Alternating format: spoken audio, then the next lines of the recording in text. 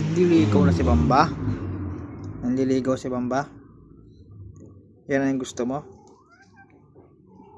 Yan ang ba gusto mo? Hindi ka napipili ng iba. Hindi naman naliligo yan eh. Yan ang gusto mo nga. Tanong nga kita eh kung yan na gusto mo. Ilalabas na kita. Gusto mo yan? Si Whitey? Ha? Ang puta. In love si Bamba. In love ba?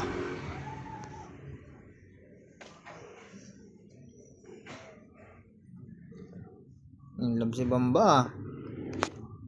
Matibay.